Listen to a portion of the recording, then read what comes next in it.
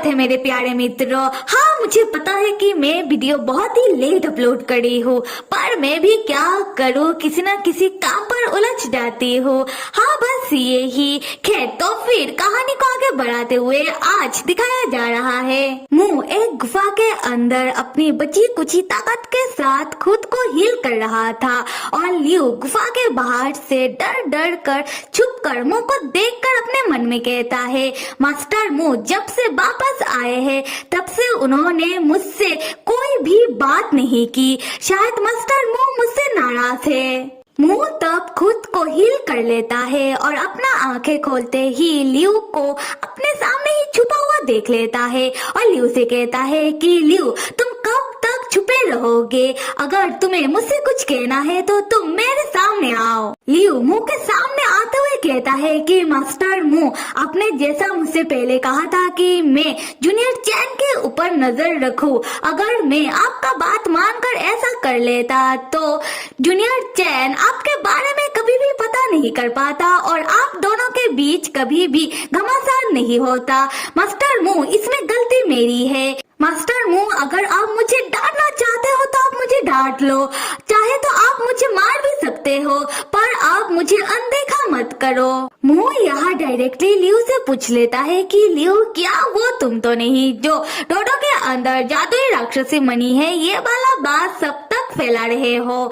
लियो कहता है, नहीं मास्टर, मैं वो नहीं, जादुई राक्षसी मणि तो आपका है, तो मैं क्यों चाहूंगा कि ये बात सबको पता लग जाए, उसके बाद सब आपके जादुई राक्षसी मणि के पीछे पड़ जाए। मू कहता है, अच्छा छोड़ो ये सब, आइंदा तुम खुद से कुछ भी करने की कोशिश मत करना और अभी तुम यहाँ से जाओ और पता लगाओ कि कौन जादुई राक्षसी मणि वाला बात सब तक फैला रहा है। लियो कहता है, ठीक है। उसके बाद लियो मू की और कुछ देर तक देखने लगता है। मू लियो से पूछता है कि लियो, क्या तुम्हें और भी कुछ मुझसे पूछना है? लियो कहता है, हाँ मास्टर मू, मुझे आपसे कहना था कि आप कितने जख्मी हो, उसके बाद भी जूनियर चैन आपका खबर लेने के लिए नहीं आया। जूनियर चैन को सिर्फ अपने सीनियर की पड़ी हुई है, वो आपके बारे में बिल्कुल नहीं सोचता। तो मुझे लगता है कि जूनियर चैन आपका प्यार डिजर्व नहीं करता। मू तब गुस्से भरी निगाहों से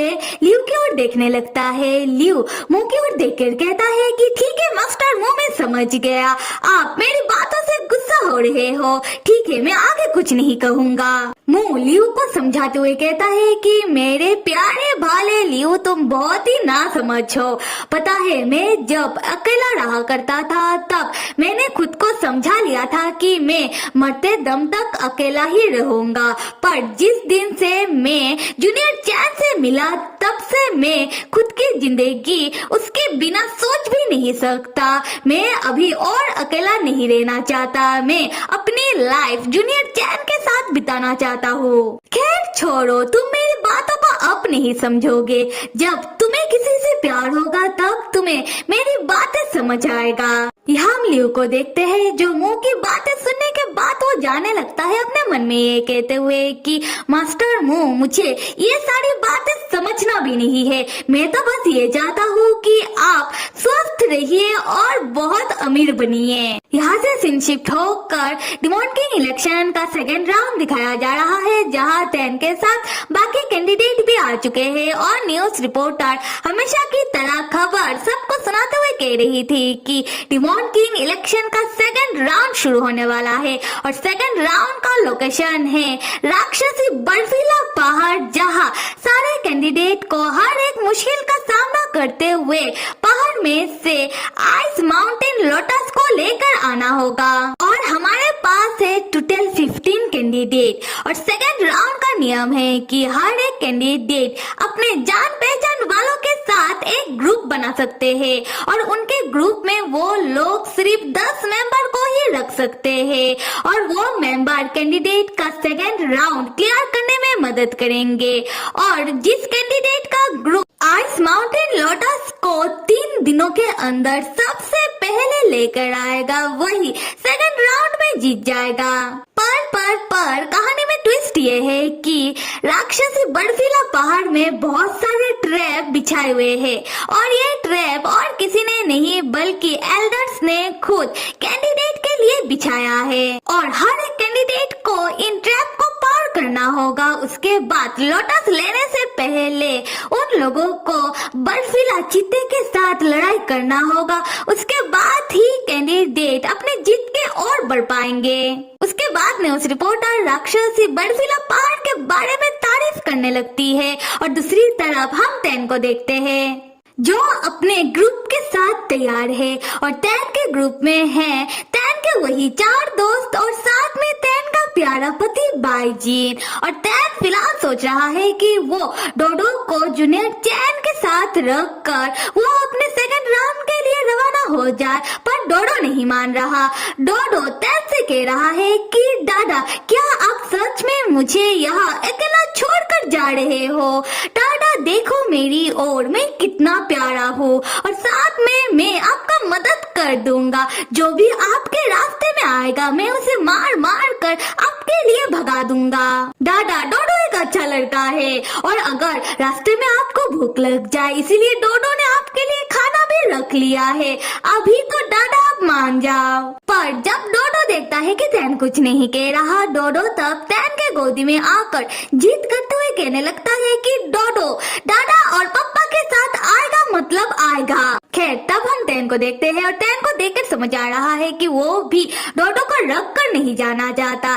टैन तब बाईजीन से पूछता है कि बाईजीन डोडो बहुत जीत कर रहा है और राक्षसी बर्फीला पहाड़ी में सेकेंड राउंड के लिए हमें बहुत मार धार करते हुए आगे बढ़ना होगा, तो तुम क्या कहते हो? इस हालात में हमें डोडो को अपने साथ रखना चाहिए। बाईजीन टैन को समझाते हुए कहता है कि देखो टैन, अगर हम जूनियर चैन और डोडो को यहाँ अकेले रखकर सेकेंड राउंड के लिए चले जाए तो ये डोडो के लिए और भी खतरे की बात है, क्योंकि डोडो के अंदर जो जादुई राक्षसी मणि है इस बारे में धीरे धीरे करके सबको पता चल रहा है, जो डोडो के लिए बिल्कुल भी सही नहीं है। और इसीलिए मुझे लगता है कि हमें डोडो के प्रोटेक्शन के लिए डोडो को अपने साथ ही रखना चाहिए, तभी हम डोडो को प्रोटेक्ट कर पाएंगे। और यहाँ डोडो अपने पापा के बात से बहुत खुश हो जाता है कि वो फाइनली अपने पापा और दादा के साथ आ रहा है। डोडो तब अपने दादा से प्रॉमिस करता है कि वो एक अच्छा बच्चा बनकर रहेगा। उसके बाद टैन कहता है कि तो फिर तय हो गया, डोडो हमारे साथ आ रहा है और जूनियर चैन डोडो का ध्यान रखेगा। अगर कोई मुश्किल आ भी जाए तो मैं और डोडो का पापा मिलकर संभाल लेंगे, बस तुम दोनों हमारे पीछे रहना। ये सुनकर डोडो खुश होकर कहता है कि दादा जो भी कहेगा डोडो मान जाएगा, बस डोडो थोड़ा बहुत खेलेगा और मेरा दादा तो बेस्ट है। तब टैन के बाकी 4 दोस्त डोडो से कहने लगते हैं कि कोई मुसीबत आएगा भी नहीं, क्योंकि डोडो बहुत प्यारा है और डोडो जब अपना ये बड़ी बड़ी प्यारी प्यारी आंखें मुसीबत को दिखाएगा तब मुसीबत खुद ही चला जाएगा। ये सुनकर डोडो कहता है कि कुछ भी, हम माना कि मैं प्यारा हूँ और अच्छा लड़का भी हूँ। खैर तब जूनियर चैन की नजर मुंह की ओर पड़ता है और हम देखते हैं कि लियू अपने साथ 2 शक्तिशाली राक्षस ले आकर मुंह से कह रहा था कि मास्टर मुंह, मैं अपने साथ 2 राक्षस को लेकर आया हूँ जो आपकी ही कल्टीवेशन रिलिम से बिलोंग करते हैं और ये 2 शक्तिशाली राक्षस मान गए हमारे ग्रुप को ज्वाइन करने के लिए। मुंह तब उन्हें बिना देखे ही कह देता है कि मुझे किसी और की कोई जरूरत नहीं है और उन दोनों से कहो कि यहाँ से दफा हो जाए। तब वो 2 शक्तिशाली राक्षस गुस्सा करने लगते हैं और लियू से कहते हैं कि ये क्या बात हुआ, अगर तुम्हारे मास्टर को हमारा कोई जरूरत था ही नहीं तो तुमने हमें यहाँ क्यों बुलाया? उसी वक्त मुंह की नजर भी जूनियर चैन की ओर पड़ता है जो उसे ही देख रहा था।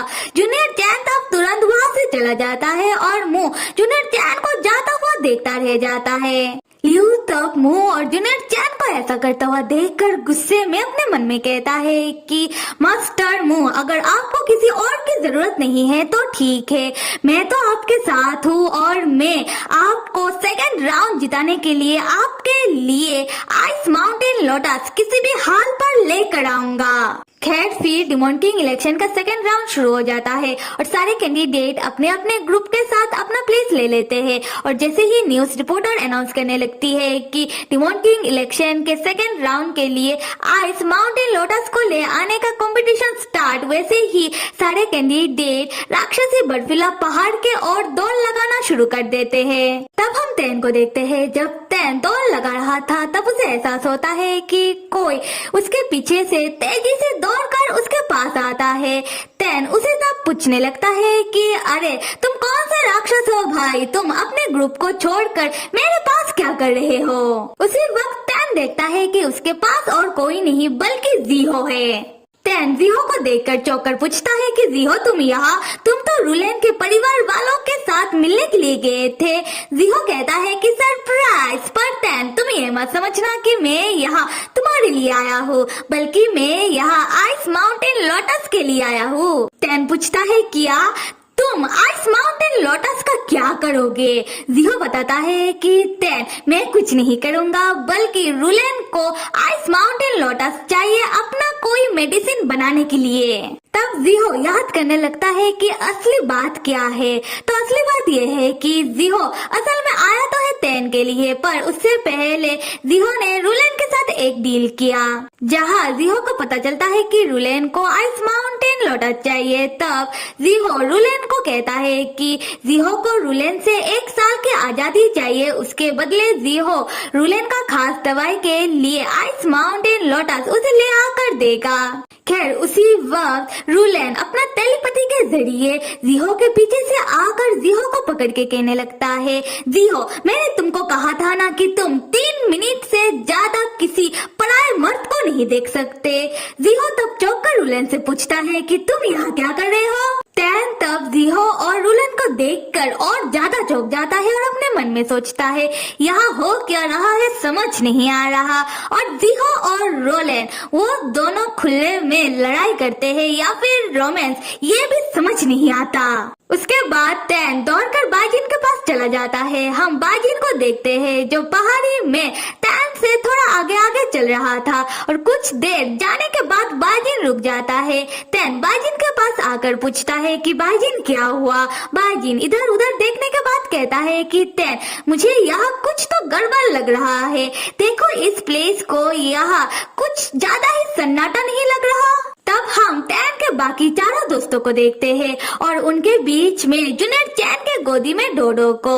तब पंखों वाला आदमी तैन से कहता है कि मुझे भी यहाँ कुछ तो गड़बड़ लग रहा है, क्योंकि तैन देखो बाकी कैंडिडेट का ग्रुप भी यहाँ नहीं है और साथ में ड्रोन कैमरा भी हमारे ऊपर नजर नहीं रख रहा। तब हंटर वाली लड़की तैन से पूछती है कि तैन क्या हम लोग रास्ता तो नहीं भटक गए। तैन इशारों से कहता है कि नहीं। तब बिंदी वाला आदमी कहता है कि देखो हमें तो पहले से ही पता था कि हम लोगों के लिए राक्षसी बर्फीला पहाड़ में चढ़ना और आगे बढ़ना इतना आसान नहीं होगा, और मुझे लगता है कि ये एल्डर्स का कोई ट्रैप है, क्योंकि सारे के सारे एल्डर्स है तो शैतान। पता नहीं ये लोग डिमोन किंग इलेक्शन कर रहे हैं या फिर टॉर्चर। उसी वक्त कोई तेजी से आते हुए तैन को जोर से धक्का मारते हुए तैन के पास से गुजरता है। तैन गुस्से में पूछता है कि कौन है भे। उसके बाद तैन सबसे कहता है कि सावधान हो जाओ। तो फिर मेरे प्यारे मित्रों कहानी में आगे क्या होता है ये जानने के लिए आप सब लाइक, सब्सक्राइब और कमेंट करना तो बिल्कुल भी मत भूलिएगा। Till then stay with me and see you.